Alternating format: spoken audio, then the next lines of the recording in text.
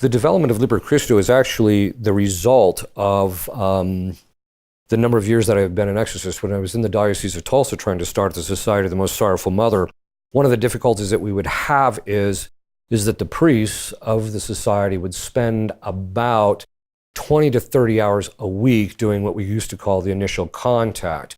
People would contact us, they would tell us that we actually needed help.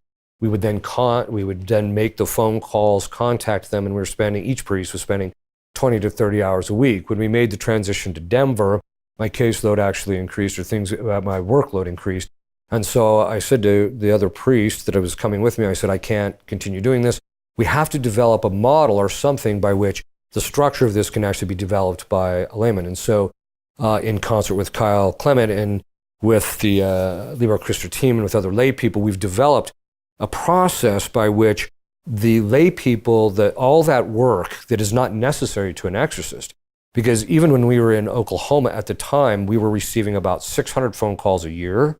We were making about 150 phone calls a year, or seeing about 150 people by the time that was all said and done.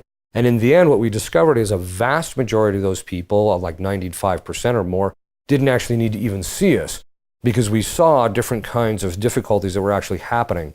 And so what we decided to do is develop a protocol where, in a structure called Liber Christo, where the lay people could take care of a number of different things that would actually take the load off of the priest. So they would actually contact the individual, set them up on a prescription, which we'll talk about here in a different intro. But basically, we set up this structure in order to allow the priest to not have to take on the burden. This is one of the reasons why, as we developed this over the course of the last 2 years, we actually recommend that dioceses, individual exorcists with their lay groups, etc., that pray with them and pray for them, etc.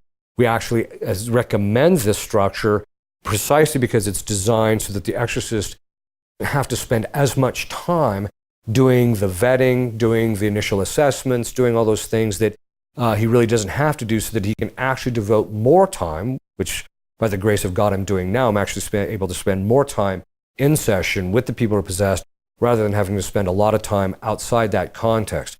And so I'd really encourage you to take a close look at the Liber Christo model, and I think that you'll find that it'll be very helpful, and its implementation in your diocese will help to unload quite a bit of work in relationship to the exorcist and even to the chancery staff.